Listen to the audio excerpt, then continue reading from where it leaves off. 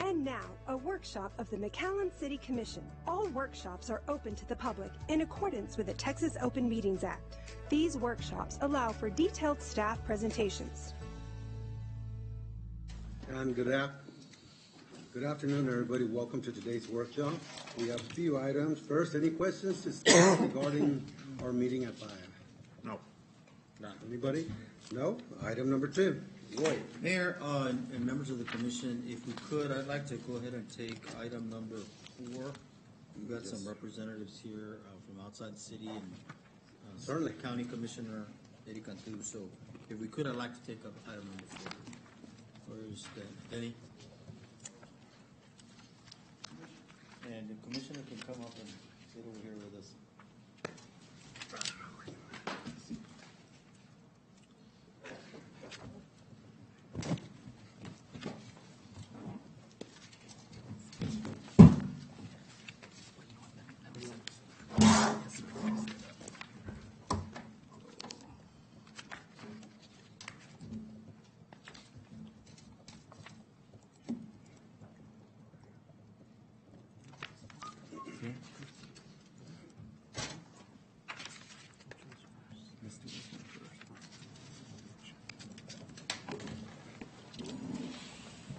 Good afternoon, commissioners, mayors, city manager.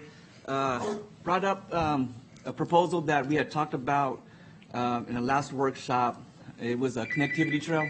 It was a brief mention, but I got Commissioner Cantu here from Precinct 2 who would like to go over this trail that they're looking at developing and maybe a partnership with the city based on this information. So, Commissioner?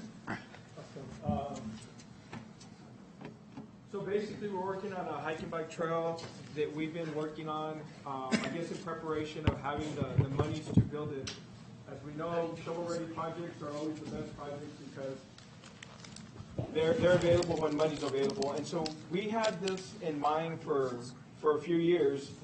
And when ARPA came around, the possibility of funding this project came to fruition. As we all know, or some of the people in McAllen may not know, we built a hiking bike trail that connected San Juan to FAR and will eventually connect to McAllen. We have about a 1-mile gap. And when COVID hit, one of the things that we found out is a lot of people went outside.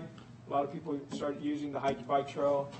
Your all's trails, probably a lot more people started using it, but in our trail, we saw a huge increase of people using it because people wanted to exercise and people wanted to get outside their house.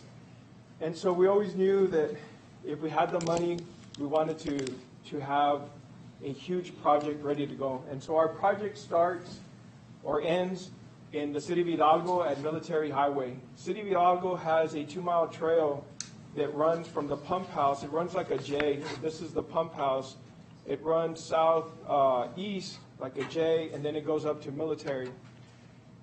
We saw opportunities with new projects like the overlaying of Military Highway, the redoing of Dicker Road. So when those projects were being put into the ground, we found a way to put box culverts so that we can have a way to put tunnels in for the future hike and bike.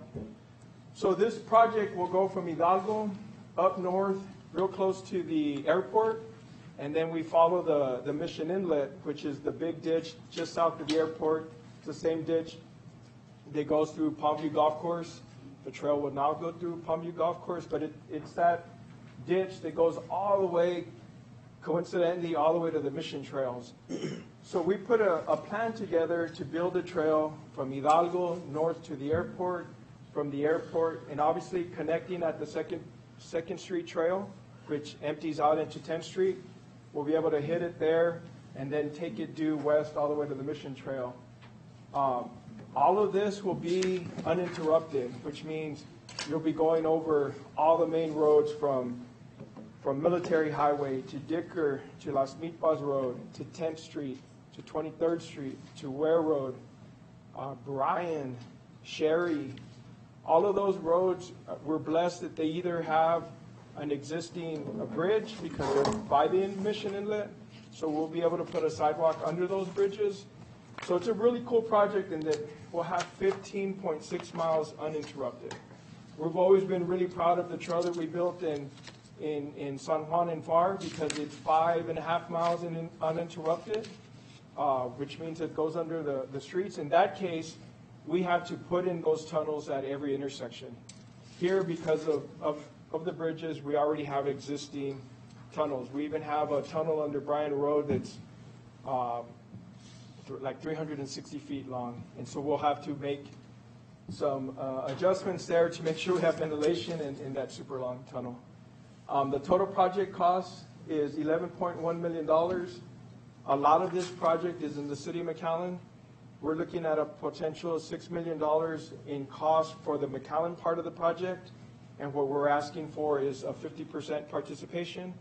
It's similar to what we asked for in the last project. In that case, that part of the project was only a small portion in the city of McAllen, and y'all were willing to commit back then. We still owe you the rest of that trail, where it's run into a couple of hurdles, but we have a plan to complete that project and attach it to the trail in FAR. But I'll go ahead and answer some questions if you have any questions. How long is the McAllen section, Commissioner, this trail? Do you know how many miles? 8.8 miles. So of the 15.8 miles total, 8.8 miles is in the city of McAllen. So just over 50%.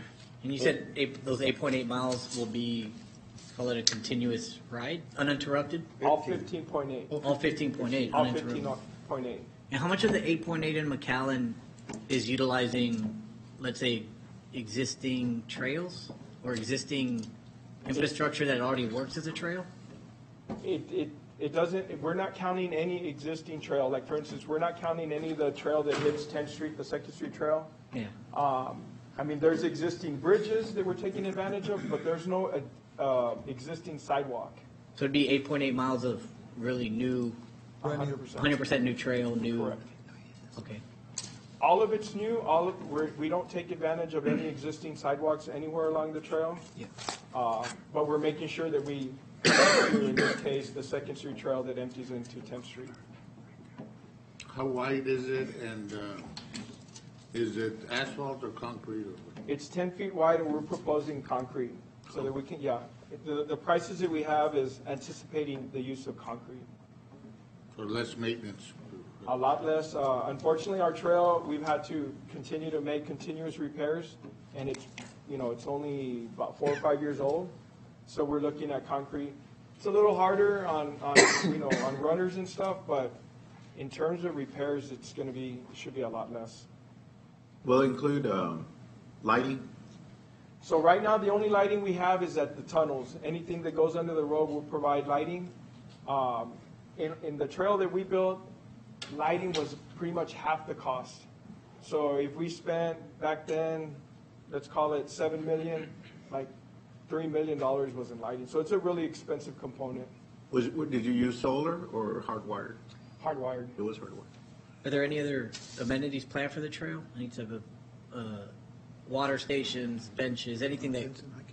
Not part of that, but like the trail that we have, we continue to add to it. We have water stations for both humans and pets, and we have code blues throughout the trail, and we have the same plan. We want to make sure that it's safe. So we'll have code blues and we'll have water stations for people and animals. And I guess you mentioned the existing trail that you'll have worked on. The 8.8 miles in McAllen, would maintenance then be McAllen's responsibility, or parks, I guess, or would it continue to be the county? Or would it be a partnership? How would that work? Good question. On our trail, our existing trail, most of it's in FAR and San Juan, and we're actually maintaining it. You as a precinct, right? I'm sorry? You as the precinct. Us as the precinct, correct. Yeah, we provided it from everything, landscaping. Landscaping has been something that we have to repair on a monthly basis and maintain. But it's probably going to be us, and I guess before we have something, we'll set that out. Good question. It's very good. I like the vision. I like it. People are, especially on bikes, they're wanting longer trails. Everyone, Absolutely. bikes, walking, running. Walking, whatever. So on the major streets, there'll be a culvert box underneath, like there'll be a tunnel? Only on the ones that I mentioned that really, going north, the like Dicker, Las Milpas Road, and Military, those will be box culverts. Okay. Going west, we're just gonna take advantage of what's existing. For instance, you usually have like pylons that are holding up the bridge, and Oh, I we'll see. just go in between. I think Bryan Road is box culverts, but most of the bridges, 23rd, Ware Road, 10th Street, it's just the pylons, we're going in between the pylons. I think on one or two, Okay. we're actually shaving off some of the embankment, but most of the time we have a free space to work with. Commissioner, what's the timeline? Would it be in between two yearly budgets, or in one year you would need? We're trying to go out for bids at the end of this year, so your budget starts obviously in October. We've only looked at it as starting at the end of the year. Yeah, and so today, there's no action to take, that's be part of the next year's direction. budget? Yeah, that's part of the action that we're looking for, and we'll figure out on the budget side, Whether we do it in How to 1 year or handle it. 2 years Yeah. in the budget? What's but he the doesn't need it until next fiscal year. Yeah. expected time to complete if everything's perfect? Once we start building it, probably the construction, I would say a year to construct it. We're working on plans, we have work authorizations probably for most of the plans.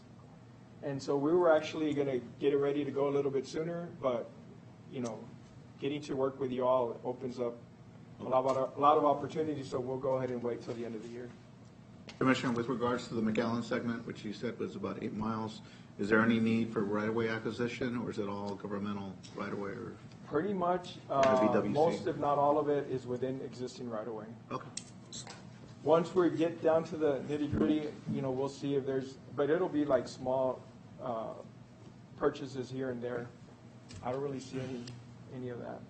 It'll make the process a lot faster. Yeah. Was excellent. Any other questions? Great. Thank you, Commissioner. Commissioner, thank you Yeah, so Commissioner. much. Thank you. Thank you, Commissioner. Yes, sir. Thank you, Commissioner. So the next item, Mayor and Commissioners, is a presentation on Envision McAllen Comprehensive Plan.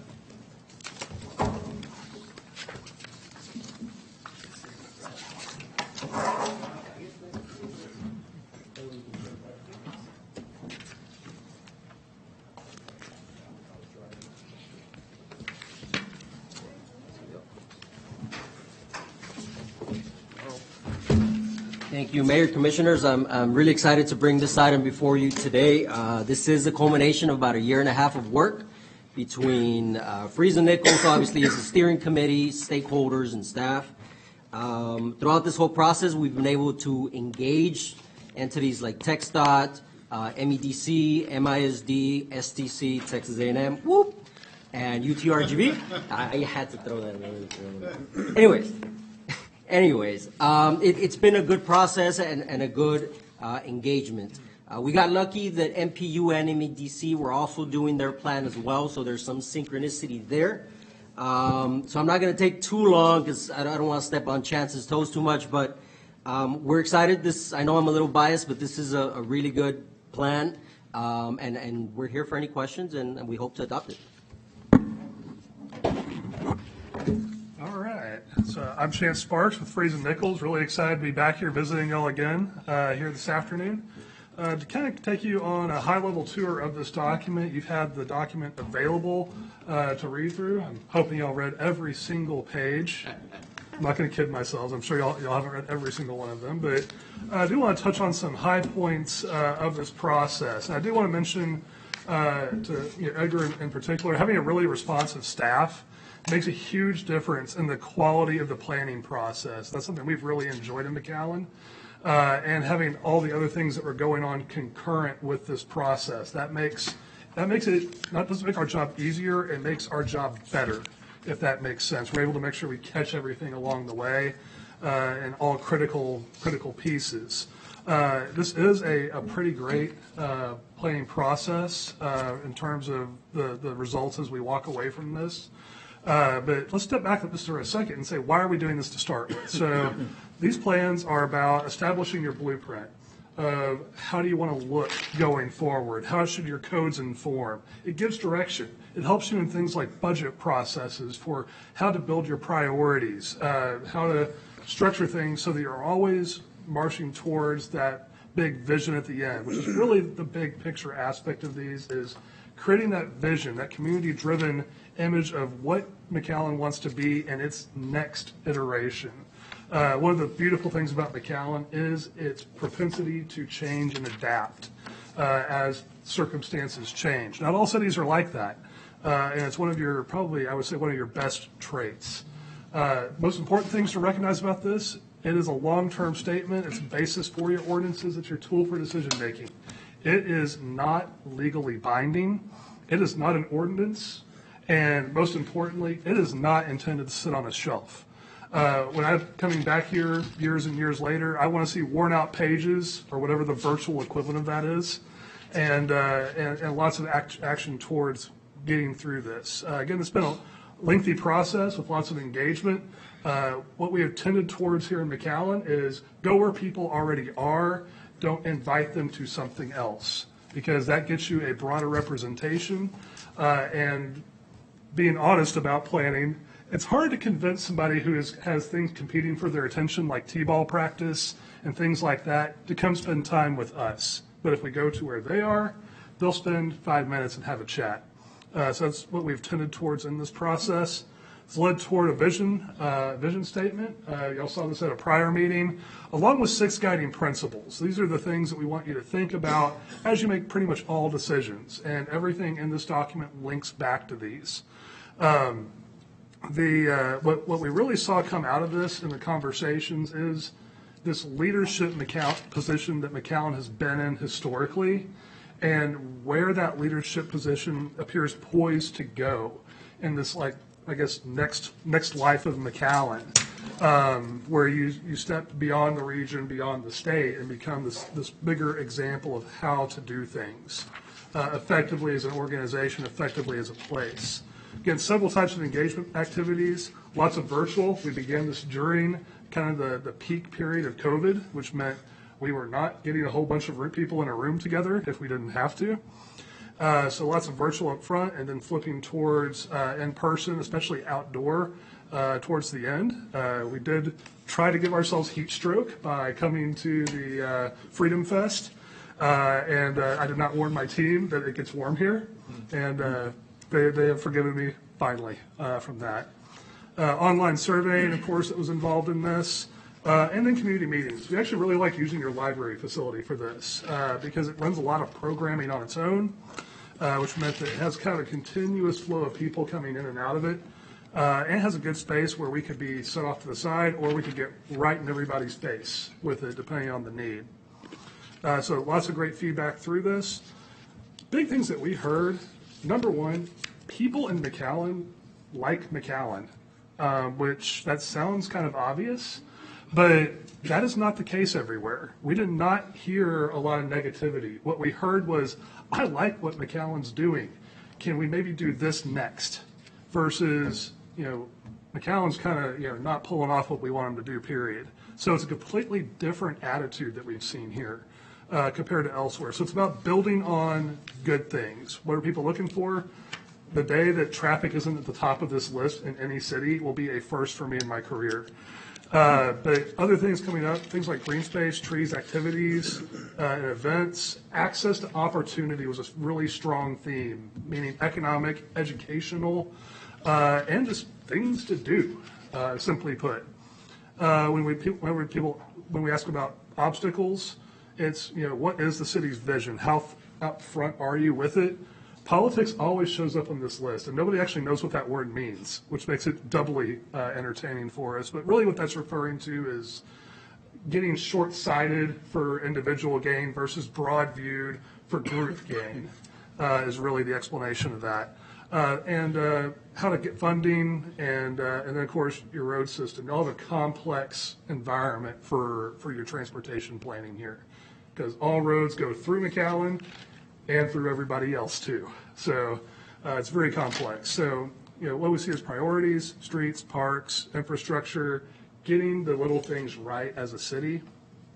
Hopping into the plan itself, really 6 big topics. 5 of those are kind of topic specific. The last is how to do it. So just take you on a quick perusal of part of this. Within each chapter, you'll see these topics of interest.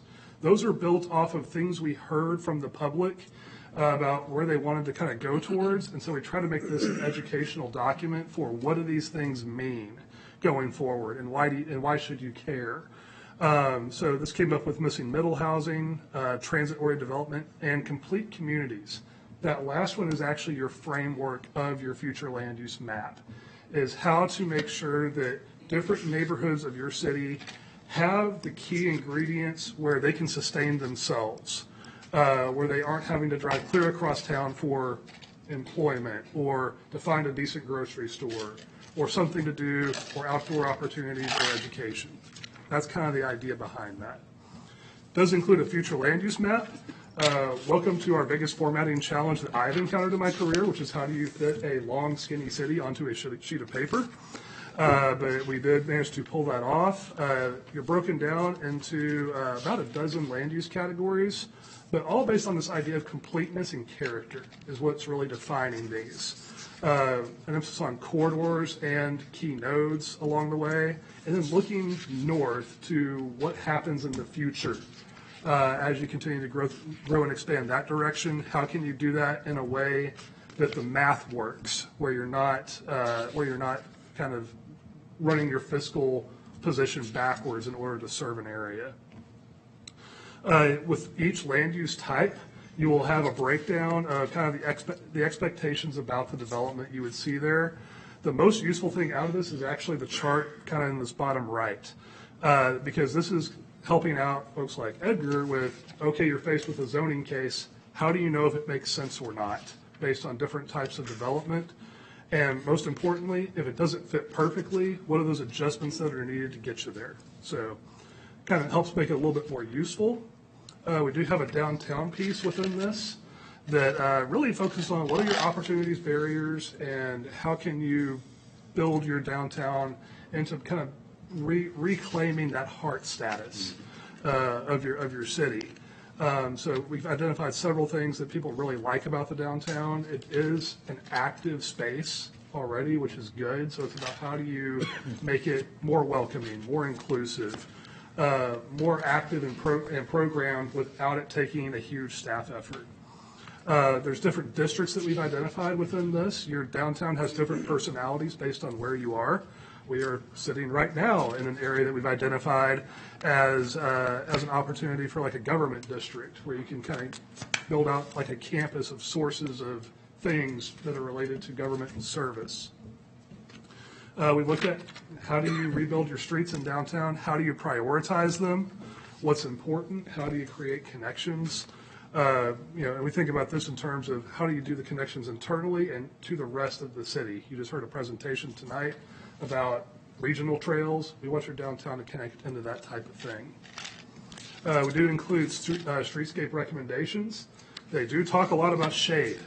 The number one thing in this climate in a downtown is shade for the pedestrian experience. That is what drives whether people will be outside, whether they will walk that extra block to get to something cool, things like that. It's all driven by access to shade and an interesting experience along the way where they forget that maybe they're sweating a little. There is a neighborhoods element to this. And part of how we frame the conversation about neighborhoods is what type of cycle are they going through. We talk about in neighborhood planning, there's vicious cycles and virtuous cycles. So a vicious cycle is where that neighborhood, it gets built, it peaks, and then it kind of starts to fall, and then it crashes. There are neighborhoods like that here. There are also neighborhoods that are in the virtuous cycle where they build up, and then they do this kind of wave at the top where they sustain, they reinvest, they reinvent themselves over and over. So we want to think about how do we get to that position with all neighborhoods, what types of policies make sense, and so we've included that in this as well. We also talked about small area planning. This, I think, it might be the most exciting part of this planning effort because it's looking at those catalytic things that are happening right now for you. Things like this medical district, things like these key corridors. We think about like 10th Street and what would that look like in a 2023 and beyond retail environment. How do you leverage that mall and give it this great sense of place as a destination that is iconic? Things like that we see as huge opportunities. Places like your UTRGV campus and your A&M campus and all this. You've got all this education happening within your city. How do you seize that and do something special? You do see a lot about character and preservation within this. This is about taking those pieces that are iconically McAllen, make sure you take care of them, but make sure that they find life going forward. What we often talk about in historic preservation, the enemy of a historic structure is not, the bulldozer, vacancy. Vacancy is the number one threat because then people forget about it, and that's when the bulldozers come. So it's how do you make these things have life, find their next use going forward.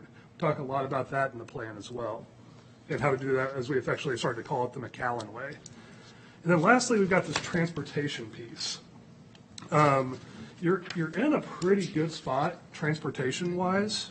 Keep in mind I'm coming from Central Texas, which I would describe our transportation system in Central Texas as broken.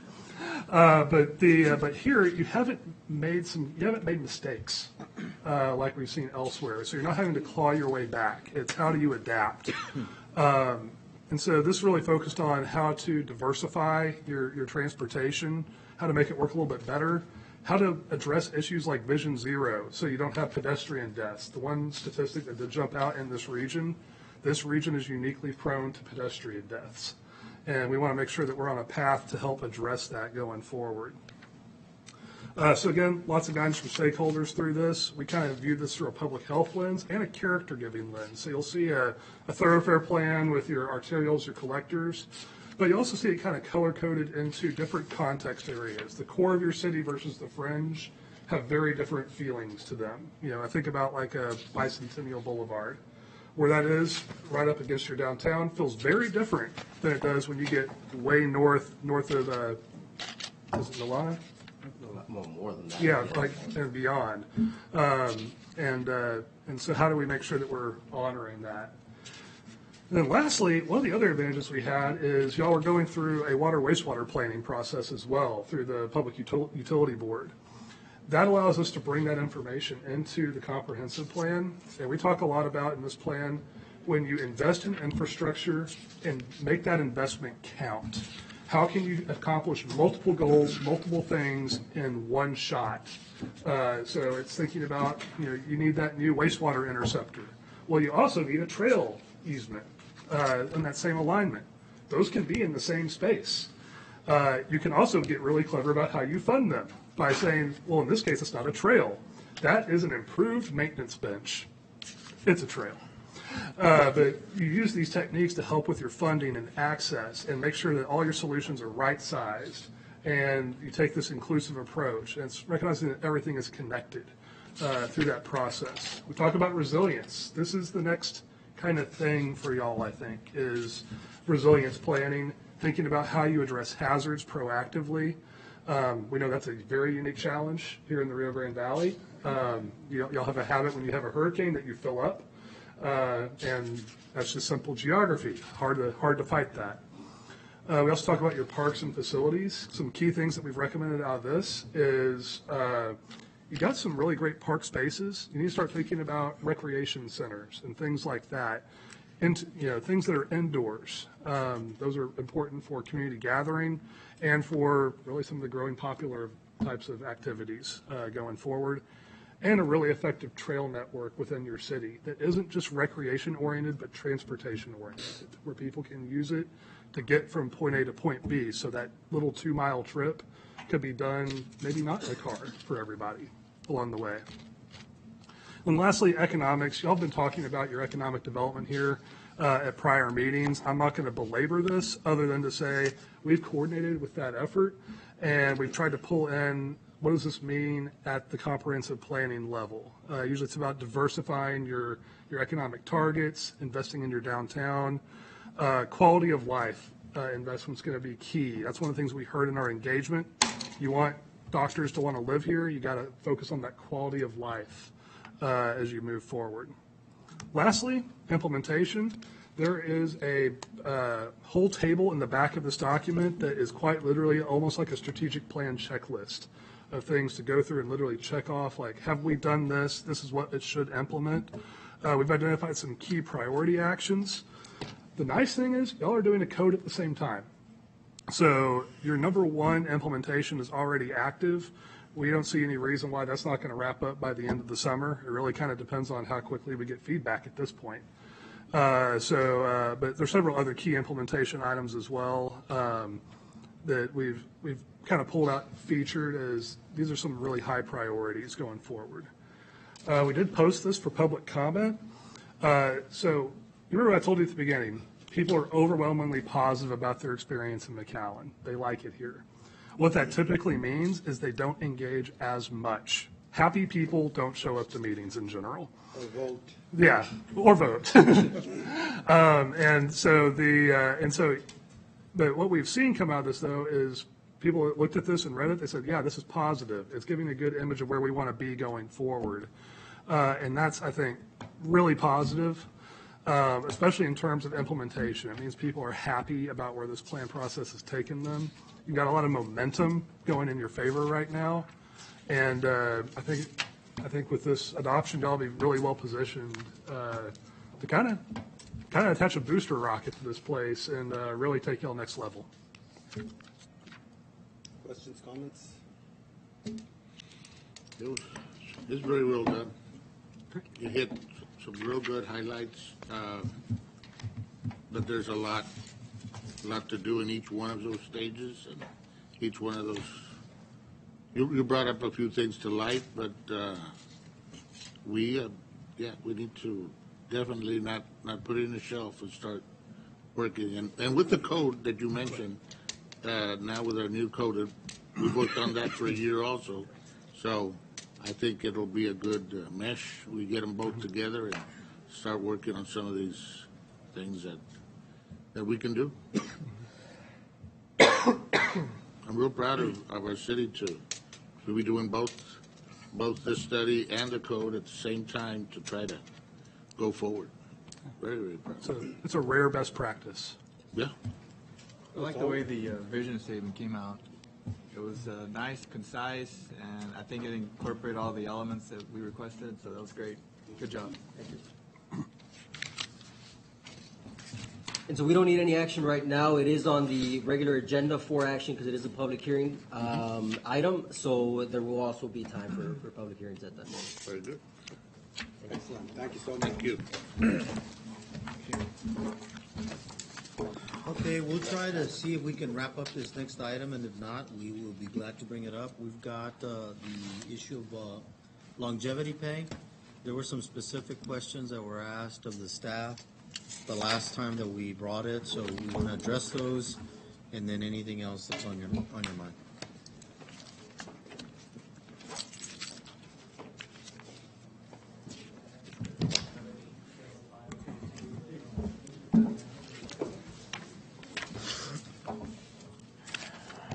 All right, Mayor, Commissioners, Jeff Johnson and Christina Flores, our HR Director.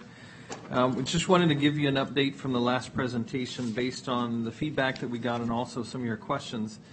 2 quick slides I'll put up, just a reminder of why we're here. Based on some of the changes that we made back in 2019 and 2020, you saw a decline in the turnover here at the city, but it has been creeping up and is just under 20%, it looks like, so far for this year. Also recall this chart that shows some of the items and issues that we've been tracking externally and also comparing with other cities within our region. And then you had some questions specifically related to turnover from the different departments. I'm going to let Christina give you that detail. Okay, so you had requested to see turnover by years of service, and this is what we've got for 2022. As you can see, the largest population being the less than 2-year category, less than 2 years of service, and then the second one being the 2 to 5 years of service. So the 2 to 5 years is the one that kind of hurts us a little bit more. We've done some investing in the employee groups, right? And so when they leave that, they take with them that kind of training and investment that we've made in them. In your packet, you also did receive a breakdown of the turnover by department, so you should have received that as a separate page, but I did want to note that. You had also requested to see the number of retirees, and so we kind of put it on here a couple different ways. So we have 33 retirees in 2022. It's 1 3/4 of our total workforce, but of the reasons that people leave, 10% were for retirement and 90% were for other reasons. Other reasons being involuntary separations, unhappy with supervisor, family responsibilities, and so on. So then you'll see here, this is that 7-year plan that we had showed you before, and so our recommendation as we go through this, if the commission is agreeable to it, is to implement that longevity pay this next fiscal year. You'll also notice a 3% placeholder up there for cost of living adjustment. We're recommending at least that, and also, if you'll see under salary study, as we mentioned at the last meeting, we are hoping that we'll be able to begin that process in fiscal year 24-25. But specifically as related to longevity, we also have some numbers here we'd like to show you. So we're proposing longevity, $175 per year of completed full-time service, continuous full-time service. This applies for non-civil service employees, full-time employees. This would take effect in the new fiscal year. And it would be based on the number of years as of October 31st each year, and would be paid on a lump sum the second pay period in November. And then I do have a breakdown there by fund. First pay period in November. Oh, first pay period in November. And I do have a breakdown by fund, the general fund being approximately 1.1 million. And we do have an action item on this agenda as well. And then we'll take any questions. Can you take it back real quick?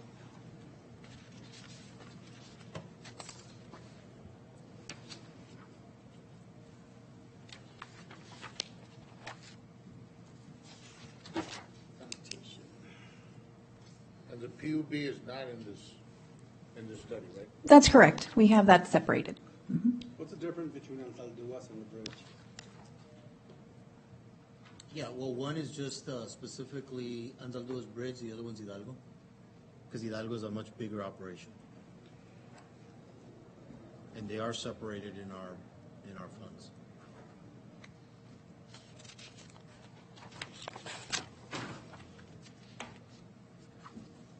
Do we have the numbers for PUB? We do have those separated, yes. Yes, about 423,000 or so. And they presented to the PUB? We presented them the day after the workshop here, and then we'll be following up tomorrow as well with the PUB. Yes. Any other questions? Questions? Okay.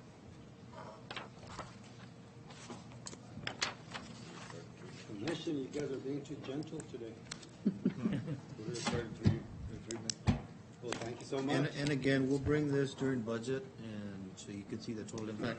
The only thing I want to add to that number, obviously it's not a small number, but we usually work in the equivalence of percentages. You know, we try to keep budgets from increasing more than 3.5%, 3.5% per year on a year-to-year basis.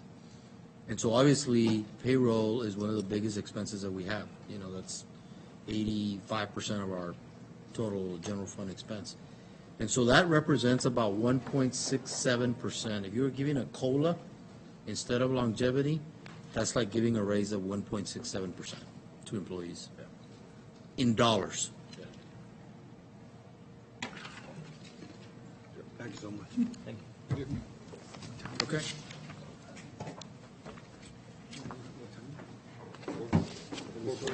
Yeah, so we're gonna start at 4:45, Mayor, so we can do public Well, comment. Okay, let's just do public comment real quick. Yes, to public comment. Okay, so I guess we'll close the workshop.